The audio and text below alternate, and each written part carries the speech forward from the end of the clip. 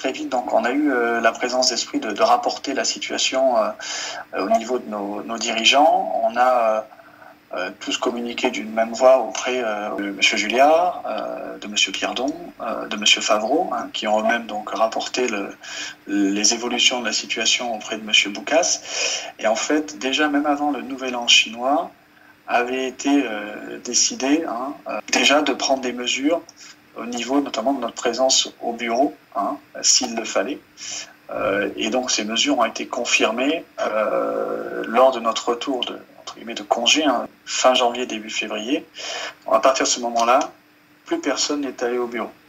Donc on est restés tous à la maison jusqu'à à peu près au 15-20 mars. Je me permets une parenthèse, mais il est important de comprendre que la Chine, c'est 1,3 milliard d'habitants.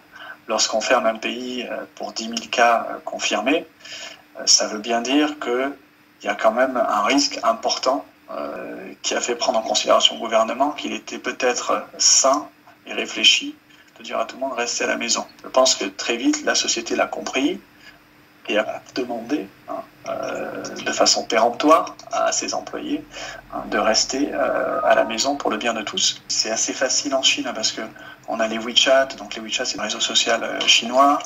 On avait quand même Internet à la maison. En plus, ça a été le moment de la prise de pouvoir chez nous de Microsoft Teams par rapport à Webex. Donc ça facilitait aussi grandement la communication aussi en temps réel avec nos collègues aussi, parce que c'est vrai qu'on était à la maison, donc on n'avait plus de poste fixe.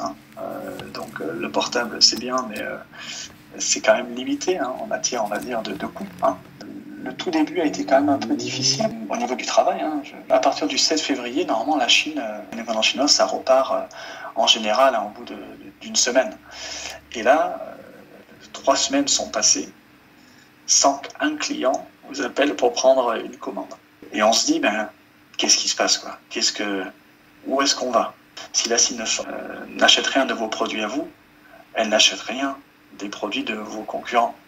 Et que forcément, ça va impacter, on va dire, les prix sur le marché. Donc la compétition va s'accentuer. La bonne nouvelle, ça a été lorsque, fin février, le gouvernement chinois a dit aux entreprises de l'industrie laitière, leur a demandé de continuer la production, de continuer à collecter le lait qu'elles s'étaient engagées à collecter auprès des fermiers, de continuer à le transformer, que ça soit en poudre de lait, en lait 0, en lait 26, continuer à le transformer en produits finis destinés à l'infantile ou à la nutrition adulte. Ce qu'a fait le gouvernement chinois, c'est qu'ils ont mis en place tout un tas de subventions, tout un tas d'aides à ces entreprises, mais aussi aux fermiers, mais aussi en fait à toute la chaîne de l'industrie agroalimentaire notamment. Dès début mars, en fait, le marché a repris en infantile. On a eu des commandes qui sont arrivées. Le marché allait être moins impacté que ce qu'on aurait pu le croire au départ. À date, aujourd'hui, le marché est toujours très porteur dans tout ce qui est, on va dire, produits déminés.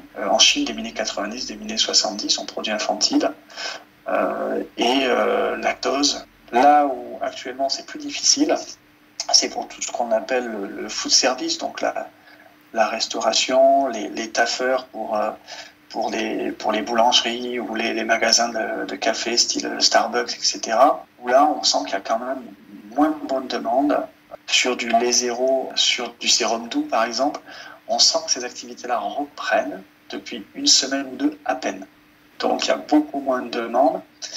Et pour le business, on va dire en général à Shanghai et dans les régions chinoises, le confinement a été catastrophique pour tout ce qui est restaurant, boulangerie, café. Ça a été des chiffres d'affaires de l'ordre de moins 80%. Mais petit à petit, le marché reprend confiance et depuis 2 semaines, on commence à avoir le bout du tunnel. De ce point de vue-là, ça va prendre du temps, certainement encore 2-3 mois pour le food service à minima pour se relever. Mais la demande va être là et je pense même que d'ici la fin d'année, lorsque les Chinois vont vraiment reprendre confiance, le marché devrait reprendre tout feu tout flamme à l'approche des fêtes, notamment de Noël, mais aussi du Nouvel An chinois.